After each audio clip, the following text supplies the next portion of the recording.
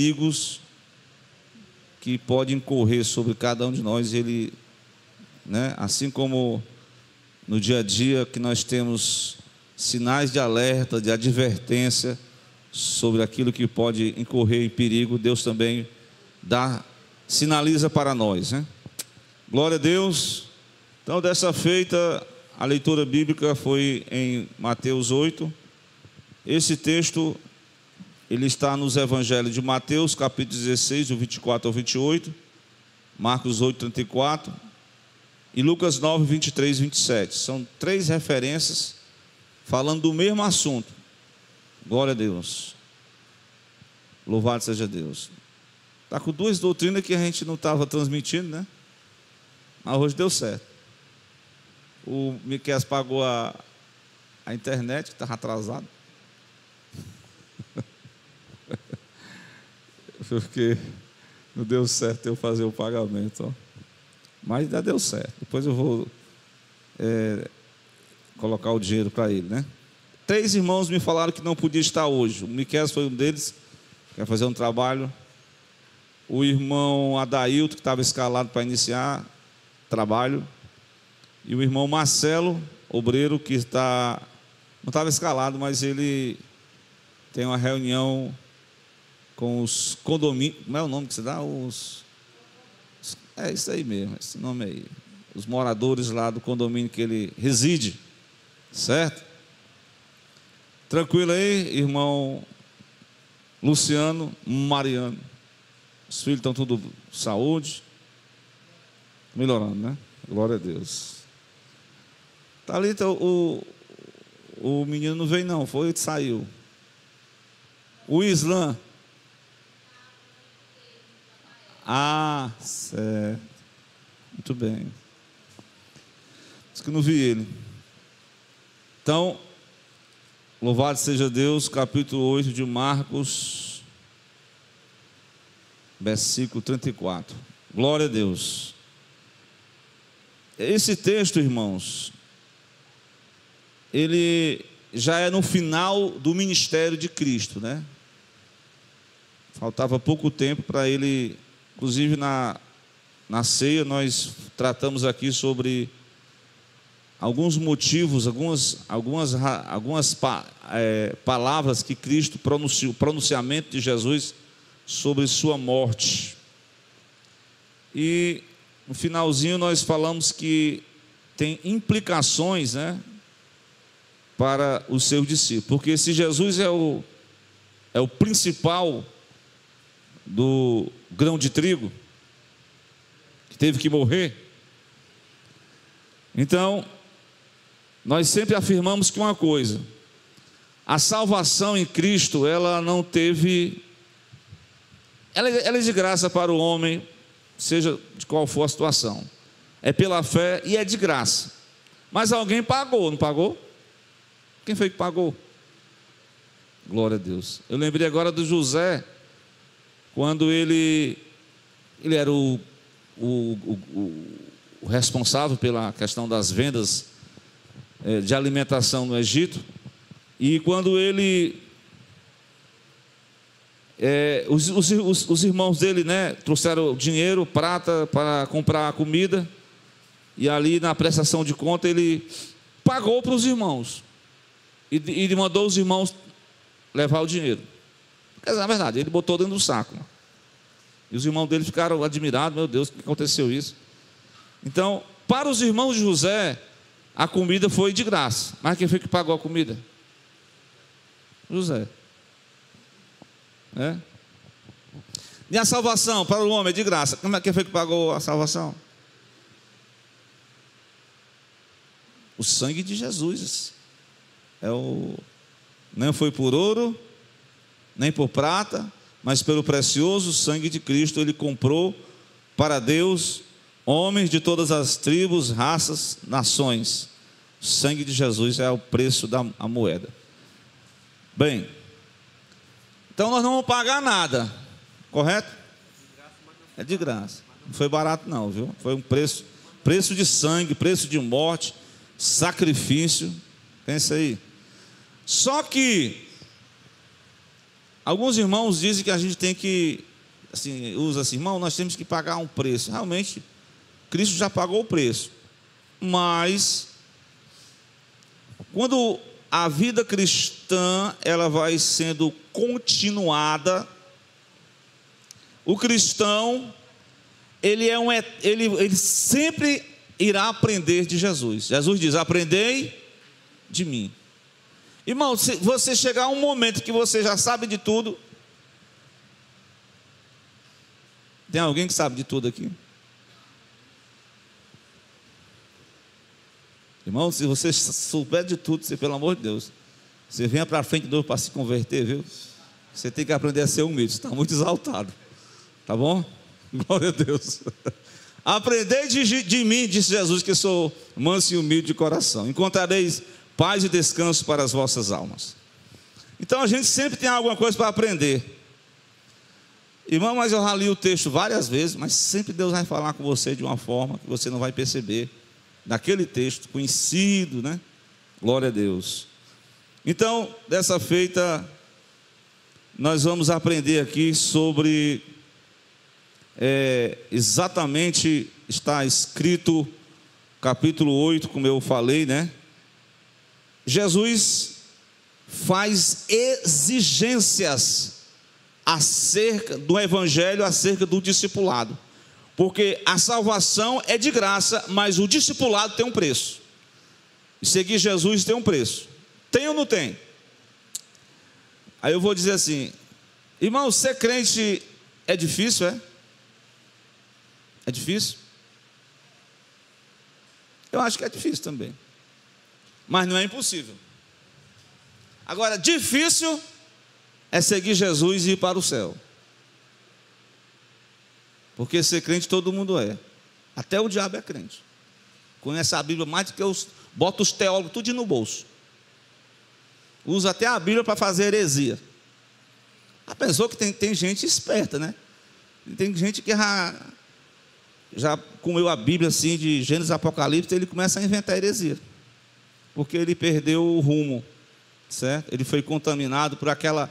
Lembra daquela plantinha que o filho do profeta foi pegar lá para fazer o sopão dos profetas? Tu lembra dessa passagem? Foi que o profeta disse? Cuidado que tem morte na panela. Somente a farinha foi jogada no sopão dos profetas, que tinha uma erva lá danina, que estava provocando morte, e foi preciso lançar a farinha para fazer a mistura e o caldo ficar mais grosso, né? Que a farinha, realmente o caldo fica mais grosso, né? Faz tipo um pirãozinho. E aí matou o que estava matando, eliminou o efeito da morte. Isso quer dizer que muitos crentes podem até pegar algo diferente e trazer para si, aquilo está matando ele espiritualmente, porque é preciso comer o alimento de Deus saudável, o pão que desceu do céu, a palavra viva em nossos corações, e não sermos influenciados por doutrinas de homens, por conceitos humanistas, para a gente não ser morto na caminhada. Mas Jesus dá exigências aos discípulos. Os discípulos, eles estavam ali naquela expectativa do reino do Messias, e o reino do Messias de Cristo, ele anuncia logo o anúncio da sua morte e ressurreição, e agora ele chama a si, se você ler os 3 referências que eu falei, ele fala aos discípulos em Mateus capítulo 8, aqui ele fala à multidão e aos discípulos, é todo mundo. Ele diz, tem alguém de vocês aí que tem interesse em me seguir? Algum de vocês querem se achegar a mim e se tornar discípulo meu? Ele faz a pergunta, ele lança a proposta para a multidão, ó. A multidão, o que a multidão queria? Vamos pensar aí. A multidão queria, como é que tu falou aí? Pão e milagre, né? Muito bem, a multidão quer pão e milagre. Irmão, milagre é coisa boa, né? Porque você está vendo ali um irmão, a gente se alegra mesmo, viu? A gente vê uma pessoa ali doente, de repente foi curada, isso dá um poder mesmo. É uma coisa tremenda. E realmente a pessoa quer receber algo de Deus, sobrenatural, né? Mas quando chegou para a hora do compromisso, Jesus começou a arrochar o nó na doutrina, né? E os discípulos, não vou mais seguir não, porque essas mensagens estão muito assim. Aí os discípulos, Jesus olhou para o Pedro e disse assim: você também quer ir? Aí Pedro disse, interessante, não é para onde não, onde é lugar, geografia, é para quem? É pessoa. O evangelho não é um lugar, é a pessoa. Você tem que seguir a Cristo. Claro que você segue geograficamente, né, localmente a igreja, a Assembleia de Deus, Ministério, Tempo Central, Maraponga 2, mas você tem que seguir Cristo. Eu tenho que seguir a Cristo, glória a Deus. Certo? Então, para quem iremos nós? Só tu tens a resposta que ele dá, só tu tens as palavras de vida eterna. Então, os discípulos não quiseram recuar, né? A multidão recuou. Então Jesus fala para a multidão e fala para os discípulos, e ele ele faz exigências sobre o que é seguir a Cristo. Porque seguir por seguir, tinha uma multidão seguindo, né? Para onde Jesus ia, a multidão apertava, né? Tem até a irmã pregou que a multidão apertava, né? E somente a mulher que tocou em Jesus para receber a cura do fluxo de sangue. Mas a multidão apertava Jesus, e somente a mulher tocou em Jesus pela fé e recebeu a cura da sua enfermidade depois de 12 anos que ela padecia, como diz o texto. Glória a Deus. Agora, então eu quero dizer para vocês que as exigências de Jesus, elas não são, como diz o mandamento, os mandamentos de Deus não são penosos, certo? Vamos destacar as tais exigências de Cristo. Primeiro, vamos para o texto do capítulo 8, versículo 34. Jesus chamou a si a multidão com os discípulos também e disse-lhes: tem alguém de vocês que querem me seguir? Glória a Deus. Se alguém quiser me seguir, se alguém quiser vir após mim, essa palavra vir após mim é exatamente se achegar, como diz Tiago: achegai-vos a Deus e eu vos chegarei a vós. Então, se chegar a Deus é buscar a Deus, se tornar um verdadeiro crente, discípulo de Cristo. Glória a Deus. E a exigência que Jesus faz para todos nós, como uma multidão, qual é a primeira exigência? Se alguém quiser me seguir, ele diz, versículo 34, negue-se a si mesmo. É a primeira palavra de exigência de Jesus para os seus discípulos. E o que significa que eu vou negar a mim mesmo? Vou negar a mim mesmo. O que quer dizer isso? Eu até vou tentar ser repetitivo, né? Não me canso de falar as mesmas palavras, diz Paulo. Esse negar a si mesmo, ele tem tudo a ver com o abandono da prática do pecado. Glória a Deus. Que não adianta. Se eu vou citar aqui alguns exemplos. João 8, quando os fariseus queriam apedrejar aquela mulher, interessante, né? Eles queriam apedrejar a mulher, mas e o homem? Só uma parte do fato. Cadê a outra parte? Nunca numa situação você vai escutar só uma parte. Se você escutar só uma parte, só aquela parte tem razão. Outra parte ninguém ouviu. Por isso que a gente tem que ouvir as duas partes. Jesus, ele escreveu lá não sei o que, né, no chão. E ele, depois que ele perdoou aquela mulher, ele diz a palavra: vai e abandone os seus pecados. Ele disse para a mulher samaritana, para ela abandonar aquela prática de ficar com um e com o outro, né? Ele falou para o jovem que estava lá. O jovem já era um jovem já antigão. Só de enfermidade ele tinha 38 anos. Ele disse: 38 anos nessa cama, levanta-te, anda e vai e não peques mais, para que você não fique mais doente. Porque você que foi curado e você recebeu a bênção, e você ficou brincando com o pecado, a Bíblia diz: negue-se a si mesmo, abandone toda a prática do pecado. Glória a Deus. Então, E eu quero citar um texto que está em Gálatas 2:20, que esse texto é um texto do coração, né? Glória a Deus, esse texto é maravilhoso. E o apóstolo vai dizer o seguinte, irmão Fred, o quê? Gálatas 2:20. Ele diz o quê? Ele já se sentia crucificado com Cristo. E já não vivia ele, ou seja, ele estava negando o eu, negando a si mesmo, glória a Deus. Já não vivo eu, Cristo, é isso mesmo? Cristo que vive em mim, glória a Deus. E a vida que agora vivo na carne, vivo-a pela fé do Filho de Deus, a quem me amou e se entregou a si mesmo por mim. Essa é uma palavra do coração que temos que colocar sempre, né? Quando os velhos impulsos, a velha natureza quer se manifestar, você sempre tem que citar esse texto. Vai para lá, fica no teu lugar, Cristo vive em mim, glória a Deus. Você vai exatamente a negar-se a si mesmo, é você se desapegar daquilo que atrapalha o teu relacionamento com Deus. Se desapegue disso, glória a Deus. Faça um compromisso, e eu cito um exemplo bem interessante, que você vai ver comigo, que é um exemplo de Moisés, né? Os irmãos conhecem que a história de Moisés, a gente divide em 3 períodos, né? Primeiro período, como é, irmã? Ele achou que era alguém. Eu sou filho da filha de Faraó, formado em administração, vou ser o futuro Faraó. Pensava que era alguém, coitado. Segundo período, qual é, Johnny? Vai pastorear as ovelhas do sogro, sol escaldante, desaprendeu até a falar. Ele viu que não era ninguém. Terceiro período, qual é, irmã Vilani? Se encontra com Deus lá na teofania, na sarça ardente, e Deus disse: vem comigo, que eu vou te enviar para o Egito. Tu é resposta de oração, o clamor subiu a mim, eu vou te enviar, vou te capacitar. Mas eu ainda gaguejo um pouquinho.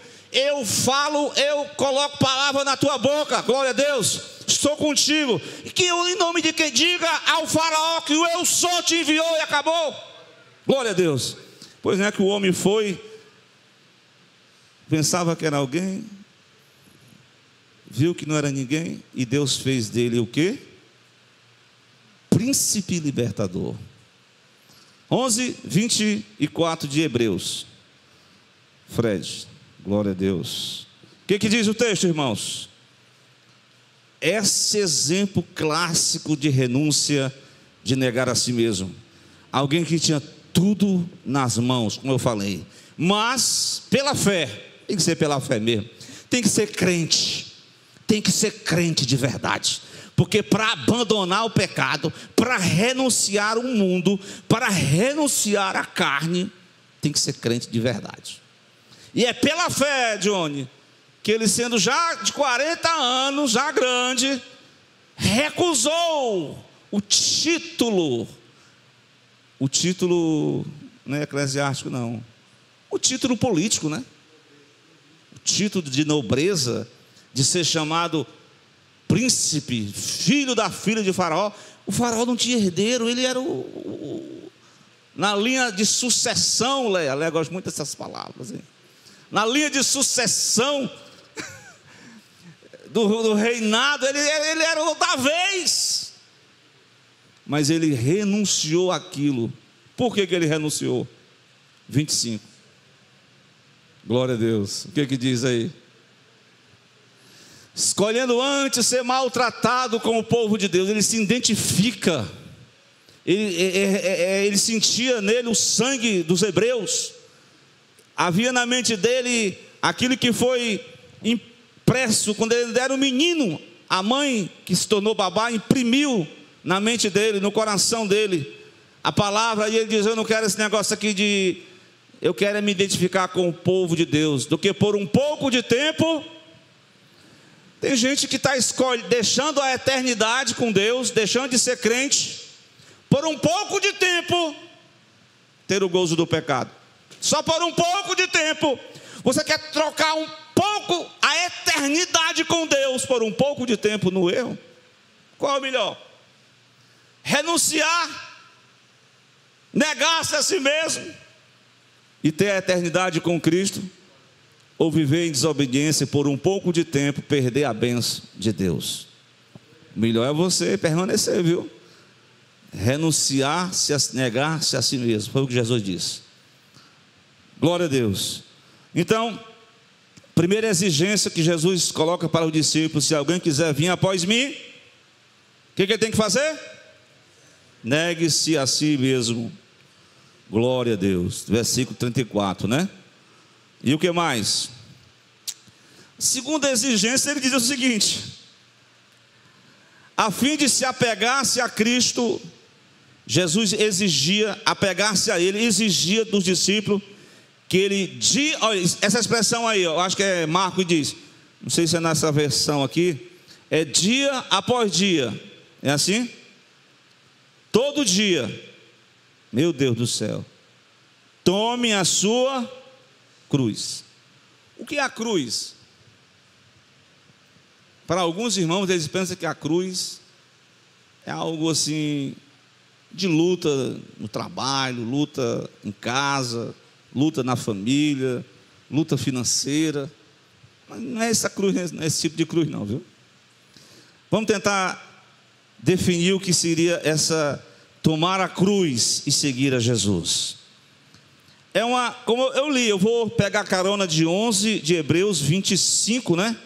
É uma espécie de identificar-se como servo de Deus, identificar-se com o povo de Deus, porque tomar a cruz não é nada menos do que o próprio Jesus, ele pegou a sua própria cruz. Glória a Deus. Representa uma disposição de, como diz o apóstolo Paulo, ele se considerava como ovelha que vai ao matadouro. Cada dia ele tem que morrer. Glória a Deus. Cada dia ele tem que fazer a vida dele experimentar, porque é o seguinte: uma vida com Deus, cheia do Espírito Santo, só funciona se você primeiramente negar-se a si mesmo, e aí você vai viver uma vida de crucificado com Cristo. Gálatas 5:24, irmão Fred. Glória a Deus. Essa é uma mensagem que Paulo deixa para os Coríntios 5:24, a mensagem da questão da mortificação do ser humano, é exatamente carregar a cruz. Carregar a cruz é um identificar, porque o Cristo carregou a cruz. Ele vai até o local de que seria o Calvário, o local de execução.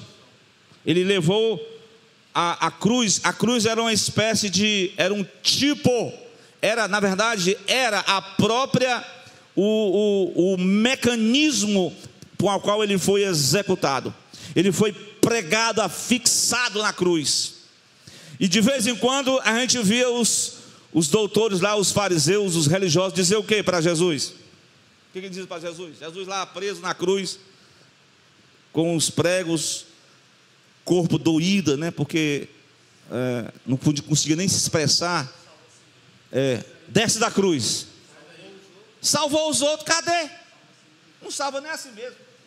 Então, isso sempre alguém vai dizer para mim e para você: ei, irmão, desce da cruz, vem tomar uma. É ou não é?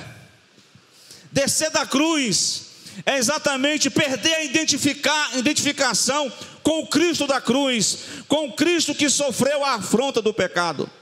Sobre si ele levou o pecado na cruz. Glória a Deus.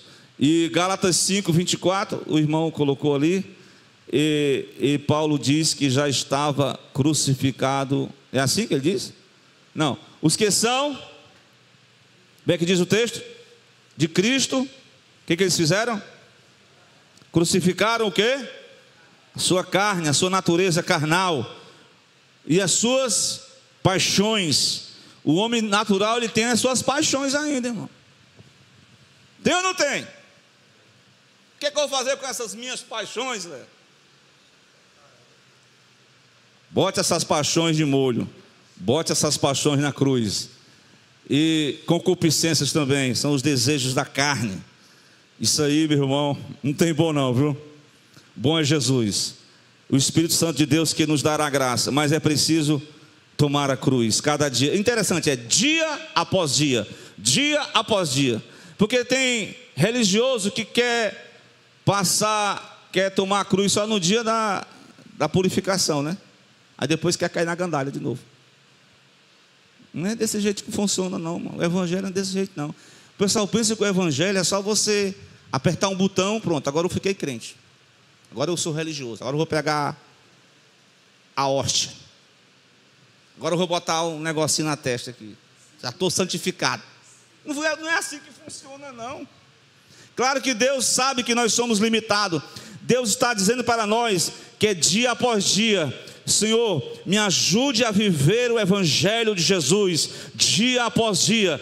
Que importa que o Senhor cresça na minha vida.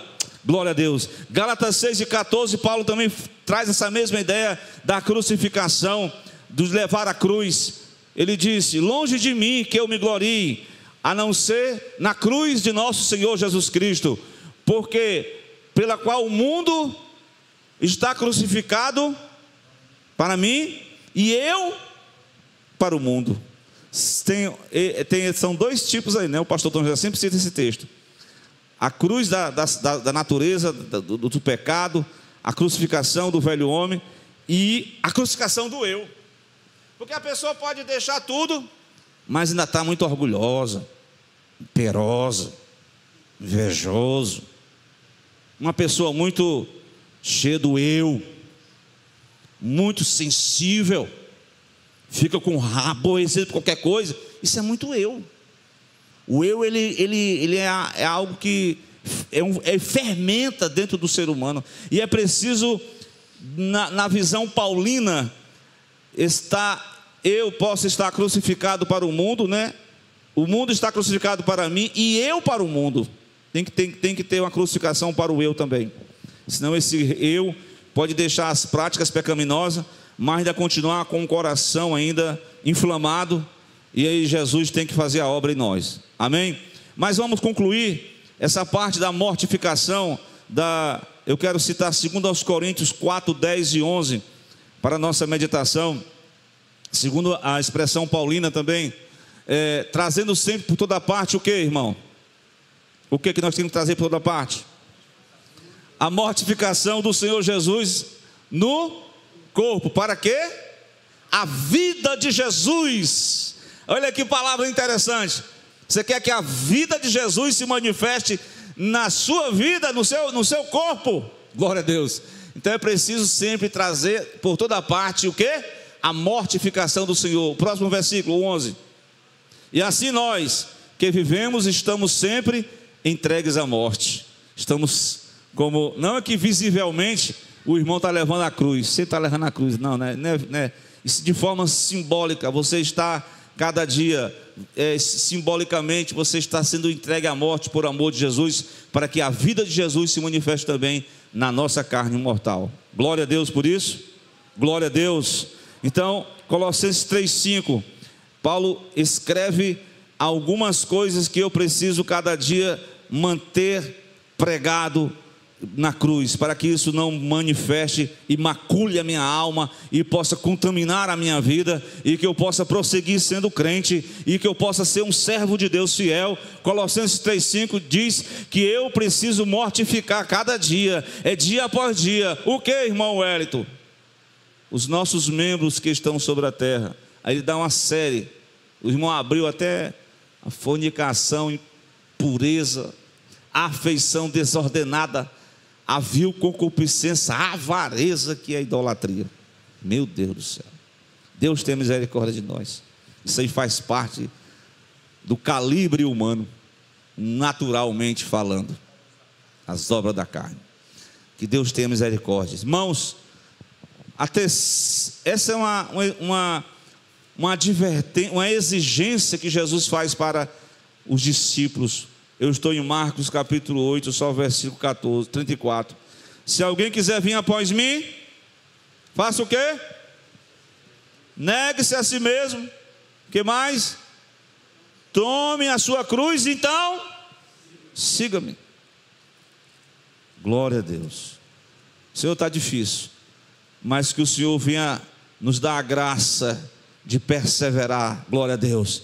Assim como Jesus renunciou à sua glória, deixou a sua, como diz João, sendo Deus, ele se tabernacularizou-se entre os homens, assumiu a forma humana, e na forma humana ele foi até a morte, morte de cruz. Ele foi fiel até a morte. Ele morreu como um pior bandido, porque era uma pena capital para as piores pessoas daquela época, mas ele se identifica com o pecador, e aí ele paga o preço da remissão do pecado, e ele dá graça. Ele exige, mas ele dá graça. Ele exige, mas ele dá o respaldo para que você e eu possamos crescer na graça e no conhecimento. Glória a Deus. Meus irmãos, concluindo aqui esse 14, siga-me. Aí ele vai falar uma terceira exigência, que eu acredito que ele se torna assim, ó: se alguém quiser salvar a sua vida, quer salvar? Quem quer salvar a sua vida aí? Não, aqui está dizendo que humanamente a pessoa quer se sobressair, quer se salvar consigo mesmo, sem depender de Cristo. Está perdido. Sem Cristo não dá, irmão. Se com Cristo está difícil, imagine sem Ele. Se com Cristo os discípulos enfrentaram uma embarcação, enfrentaram o naufrágio, o problema, imagine sem Cristo. Para quem que nós vamos apelar? Para quem que nós vamos clamar? Para quem que nós vamos nos humilharmos? Só Jesus, só Ele tem as palavras da vida eterna. Só Ele mesmo. Não tem outro não, irmão. Glória a Deus. Então se está difícil com Jesus, imagine sem Ele, né? Pecador sem Jesus, irmãos, ele está condenado, caminhando a passos largos. Um cego guia outro cego ao abismo. Só quem pode nos livrar da condenação, da culpa do pecado, é o Senhor Jesus Cristo, através da sua morte. Só Ele nos justifica gratuitamente, é pela fé. Glória a Deus. Mas o discipulado tem um preço. Seguir Jesus tem um preço. E a exigência que ele faz é o seguinte: seguir a Cristo é exigido que possamos até perder para a gente ganhar.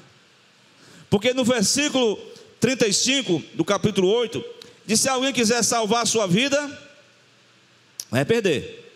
Mas quem perder a sua vida por amor de mim e do Evangelho, essa pessoa, enfim, salvará. Glória a Deus. Porque há algumas percas para ganhar. Glória a Deus. Paulo chegou a dar um testemunho pessoal da sua vida, porque ele era considerado no judaísmo, ele diz assim: eu era, pelo judaísmo, é aquela pessoa que não tem nenhum problema. Como é o nome que se dá? Uma palavra que é até exigido para os presbíteros e os diáconos, é um nada consta, mas assim, ele se sentia o máximo. Toda a conjuntura religiosa, a formação religiosa acadêmica, Paulo disse no capítulo 3, versículos 7 e 8 de Filipenses, ele disse: tudo aquilo que eu achei que era ganho, que era as minhas condecorações religiosas, os meus feitos, meus atos de bravura, meus heroísmos pessoais, tudo aquilo ele tinha como algo assim, como uma coisa assim, Léa, um troféu. Mas o que ele diz? Mas o que para mim era ganho, que eu achei que eu estava ganhando, reputei o perda por Cristo. E o próximo versículo, glória a Deus, ele diz assim: na verdade eu tenho também por perda todas as coisas. Por causa de quê? O Evangelho, a excelência do conhecimento de Jesus, meu Senhor, pela qual sofri a perda de todas as coisas e as considero como escória. Em outras versões é esterco, glória a Deus, lixo, algo que não presta, para que eu possa ganhar a Cristo. Ele teve que perder os seus títulos, perder as suas condecorações. Segundo a lei, ele foi justificado, ele perdeu tudo aquilo, mas ele ganhou para Deus, ele ganhou através do Evangelho. O conhecimento do Evangelho é que deu a ele razão de viver, glória a Deus. Então, o pecador, ele pode perder algumas coisas, fisicamente, alguns hábitos, algumas práticas pecaminosas, que trazem prazer ao ser humano, mas ele vai perder, porque ele visa o conhecimento maior de Deus. Algumas questões que eu quero dar um exemplo sobre perder para ganhar. Perder para ganhar. Vamos lá, glória a Deus. Eu meditando, eu estou lendo 2 Crônicas, eu meditando, né? Que tem um rei. Eu achei interessante que eu preguei essa mensagem, irmãos, em 2 Crônicas capítulo 20. Interessante que tem momentos que o cidadão, né, o crente, ele confia em Deus, e Deus opera, faz um milagre. Passa um tempinho, a pessoa parece que se desvanece, né? Presta atenção, presta atenção. Eu não sei se é essa passagem aqui que eu vou... Não, essa mesmo que eu vou citar, glória a Deus. Mas tem outra passagem também que eu poderia citar, mas eu vou citar essa daqui. 2 Crônicas capítulo 20, glória a Deus, versículo 35. Na versão, se os irmãos colocassem a versão atualizada, eu achei muito interessante, viu? Atualizada, a corrigida atualizada. 2 Crônicas 20, versículo 35. Depois de conquistou uma grande vitória na batalha, agora olha o que Josafá faz. Porém, depois disso, glória a Deus, Josafá, depois só tem o irmão vai colocando aí que eu vou lhe dizer, viu? Depois disso, Josafá se aliou com quem? Com quem não presta. Ele queria um apoio político, um apoio militar, apoio bélico. Ele conseguiu vencer uma guerra só botando a banda das árvores para tocar. Cadê os músicos aqui? Bota só os músicos para cantar. E não era naquela. Era só um hino, não tinha nenhuma estrofe. Como era a estrofe? Bendito é o Senhor, porque a sua misericórdia dura para sempre. Meu irmão, foi um espatifado de inimigos que se degladiram entre si. E Josafá diante de um grande exército. E agora ele querendo apoio bélico, apoio político. Ele se alinha com quem? Com quem não presta. Irmão, quem se alinha com quem não presta, se dá mal. Pensa que está ganhando, está perdendo na espiritualidade. Pode ganhar apoio político, pode ganhar apoio financeiro, pode ganhar apoio bélico, apoio moral, apoio de arma, apoio de tudo que é lado. Ganhou, mas perdeu. Porque veja bem, glória a Deus. Irmão, tu já encontrou? Josafá, rei de Judá, se aliou com Acasias. Acasias, se não me falha a memória, era filho do rei Acabe, né? Só gente boa. Coisa ruim. Rei de Israel, que procedeu com total impiedade. Prossiga do próximo versículo. E aliou-se com ele para fazerem navios. Olha, vamos fazer uma aliança, vamos botar um navio, vamos viajar lá para Ezion-Geber, Tarsis, e fizeram os navios, exatamente, em Ezion-Geber. Aí, versículo seguinte, o investimento que ele fez, que ele aplicou, juntamente com o rei desleal para com Deus, parecia algo que era para ganho, mas o versículo diz que um profeta chamado Dodava, né, de Maressa, profetizou contra Josafá, dizendo: porquanto se aliastes com Acasias, o Senhor despedaçou as tuas obras, e os navios se quebraram tudinho, e não puderam ir a Tarsis. O que ele fez, Deus desfez. O que ele construiu, Deus desconstruiu, porque ele pensava que estava agindo para ganhar apoio com a nação era irmãos, né? Mas eram uns irmãos desmantelados, desviados, na verdade.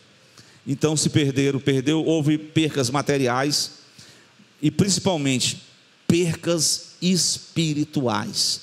E é isso que Jesus nos adverte nesta noite. Que nós quisermos ganhar, se nós quisermos aproveitar, se nós quisermos ganhar as coisas à nossa maneira, nós vamos perder. Glória a Deus. Mas tem algumas coisas que eu preciso remover da minha vida. Glória a Deus. É preciso perder para ganhar. E eu quero concluir dizendo, conforme a palavra de Deus lá em Colossenses 3:8, Paulo chega a dizer que nós temos que se despojar. É despojar do velho homem, das nossos costumes velhos. E além dos costumes, tem o lado psicológico. Pessoas que são com facilidade de se irar, né? Como é que são essas pessoas? Hein? Pavio curto. Tem uns irmãos que é meio pavio curto. Parece aqueles fios descascados, né, Léo? Dando no choque aí. Irmão, o que está vendo? É o fio descascado. Os irmãos estão descascados. Irmão, vou botar o Espírito Santo vai dar o reforço aí para você não se irar com tanta facilidade, pelo amor de Deus. É a cólera, é a malícia, é a maledicência. A maledicência é uma palavra bem bonitinha, né? Mas falando mal dos outros pelas costas, né? Das palavras torpes da vossa boca e daí por diante. Paulo está advertindo a igreja aqui sobre algumas percas que nós precisamos cativar o caráter de Cristo em nós, mas é preciso eliminar isso aí. Isso aí está pesando, viu, gente? Isso aí não combina com a espiritualidade não, viu? Isso aí não combina com crescimento não, viu? O cara pode falar em língua, pode pular num pé só, pode rodar a baiana, mas tem que remover, glória a Deus, tem que desfazer para que possa cultivar somente o caráter de Cristo em nossas vidas. Amém? Glória a Deus. Eu oro a Cristo nessa noite. A nossa oração aqui, Senhor, tenha misericórdia, que eu possa ter vontade e disposição para cumprir tais exigências que o Evangelho imprime para mim fazer. Glória a Deus. É preciso esvaziar, negar-se a si mesmo, para que o Espírito Santo possa assumir a primazia. Quando o Espírito Santo vem, quando você experimenta a morte do eu, a morte do velho homem, você começa a desfrutar de quê? Como disse Jesus em João 10, eu vim para que vocês tenham o quê? É vida com abundância. Meu Deus do céu. Vida, verdadeiramente, vida com Deus. Mas reconhecer que algumas coisas a gente tem que eliminar, viu? Glória a Deus. Fisicamente, né? Maus costumes, maus hábitos tem que ser eliminados, para que o Espírito Santo opere e você possa ter temor. Tem coisa que não está na Bíblia, mas se você seguir o temor de Deus, você vai ver que você tem que eliminar esse costume aí. Tem que buscar Deus, tem que remover essa prática que está trazendo prejuízo, que está cativando. Na verdade, algumas coisas que têm que ser eliminadas, elas funcionam como, elas cativam o nosso coração, elas nos aprisionam. A verdade é essa.